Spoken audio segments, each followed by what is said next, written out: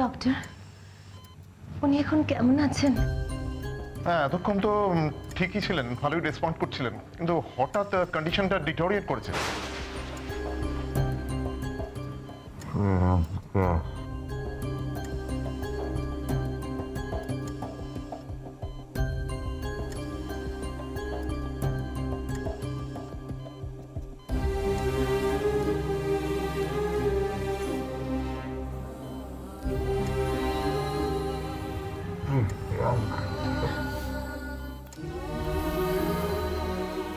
Doctor, আমি একটু ওনার কাছে যেতে পারি? আমার মেয়ে হয়।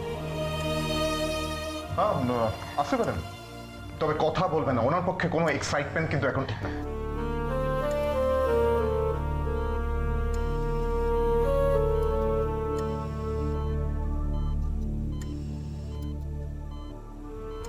এসে পাবে।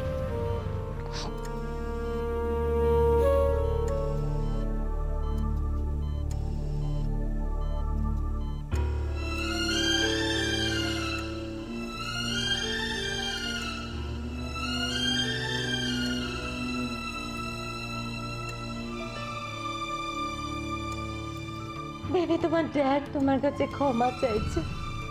প্লিজ ওর উপর আর রাগ করে থেকো না।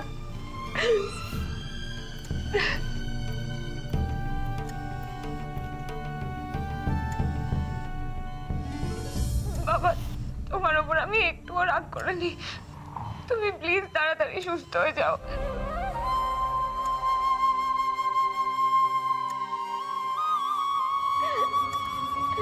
মোহর,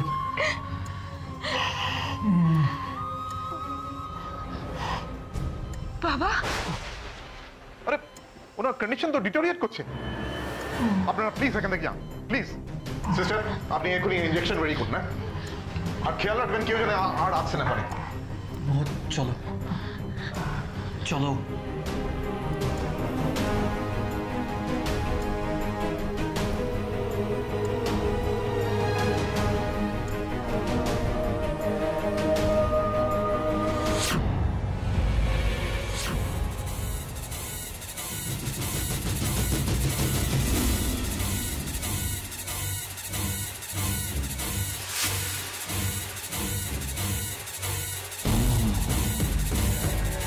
সর্বনাশের দিন শুরু।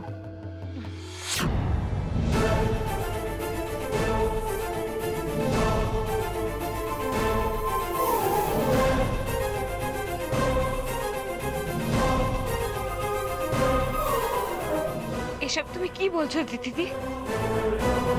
তুমি কিচ্ছু করতে পারবে না মোহর, কিচ্ছু না। শুধু অসহায় ভাবে নিজেকে তিলে তিলে শেষ হয়ে যেতে দেখবে।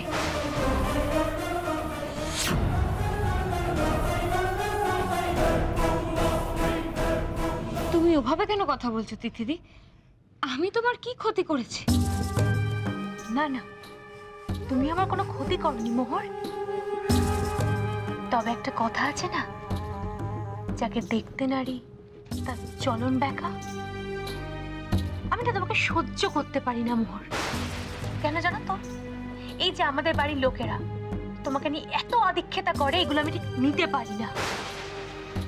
দিদি শোনো, তুমি আজকে আমার হয়তো কোনো ক্ষতি করনি, ফিউচারেও যে তুমি আমার কোনো ক্ষতি করবে না তার কি গ্যারান্টি আছে মোহর? আমার সিক্স সেন্স কি বলে জানো তো? তুমি এই বাড়িতে থাকা মানে আমার ঘোর অমঙ্গল। তাই তোমাকে এই বাড়ি থেকে যে বেরিয়ে যেতেই হবে মোহর।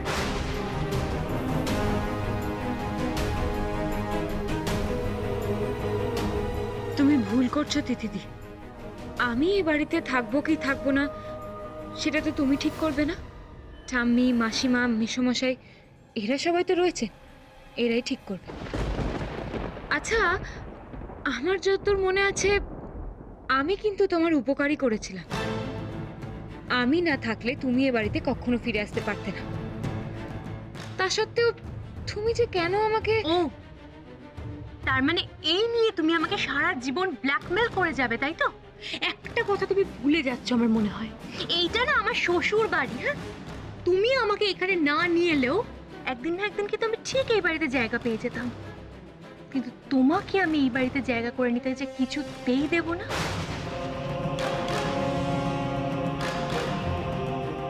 তুমি আমার কোনো ক্ষতি করতে পারবে না। বাবা, এত কনফিডেন্ট তুমি মোহর? জাস্ট 2 দিন, এই 2 দিনের মধ্যে আমি এমন একটা কিছু করব যেটা তোমাকে এই বাড়ি ছেড়ে চলে যেতে বাধ্য করবে মোহর। আর ইন কেস যদি ঋষির সঙ্গে তোমার বিয়েটা ধরো হয়েও যায়, তুমি কি ভাবছো এই বাড়িতে তুমি পাকাপাকিভাবে জায়গা করে নেবে? আমি সেটা ইনফ্যাক্ট হতে দেব না। বিয়ের পরেও তোমাকে এই বাড়ি থেকে কি করে তাড়াতে হয় সেই রাস্তাও কিন্তু আমার খুব ভালো করে জানা আছে মোহর। তোমার চাওয়া না চাওয়ায় কিচ্ছু যায় আসে না তিথিদি। আমার কপালে যেটা আছে সেটাই হবে। ও তাই নাকি মোহর? কিন্তু তুমি একটা কথা কান খুলে শুনে রাখো, তুমি নতুন করে যাদের উপর বিশ্বাস করছো না, তারাই তোমার সর্বনাশটা ডেকে আনবে।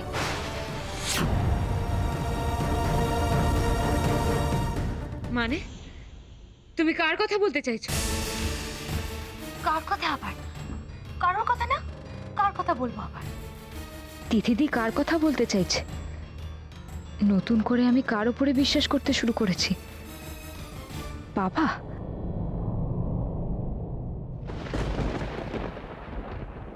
তাহলে কি এইসব হার্ট অ্যাটাক, অসুস্থতা, হসপিটাল এটা বাবার নতুন কোনো চাল? বাবার আদৌ কিছু হয়নি? দিদি, এই কি ভেবেছোটা তুমি? আমাকে টপকে তুমি বাড়ির সবার সামনে ভালো প্রমাণ করার চেষ্টা করছো না নিজেকে? দিদি, আমাকে তুমি একটা কথা বলো তো, তোমার কি কোনোভাবে আমার বাবার সাথে কোনো যোগাযোগ আছে?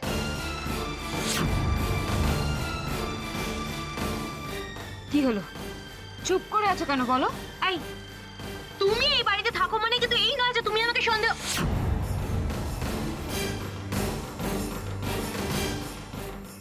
মোহর, তুমি কিচ্ছু চিন্তা করো না, তুমি দেখবে তোমার বাবা খুব তাড়াতাড়ি সুস্থ হয়ে যাবেন।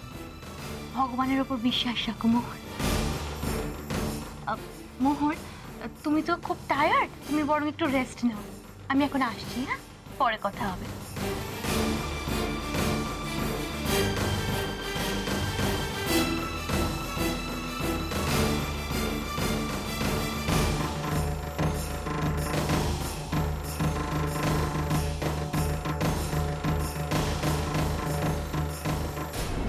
কি বলছিল? কিছু না ঠাম্মি, ওই এমনি। আপনি বসুন না। আমি জানি কারোর নামে তুমি কখনো কোনো অভিযোগ করবে না, তাই জন্য আর দ্বিতীয়বার জিজ্ঞেস করে তোমাকে বিব্রত করব না। এই বুড়িটার একটা কথা একটু মাথায় রেখো, দুর্জনের থেকে না সব সময় একটু নিজেকে দূরে দূরে সরিয়ে রাখবে। তুমি মাকে আমার সব কথা বলে দেবে, তাই তো? কি করে তোকে বলবো, তো বলো দেখি। ঋষি, তুই কে আমার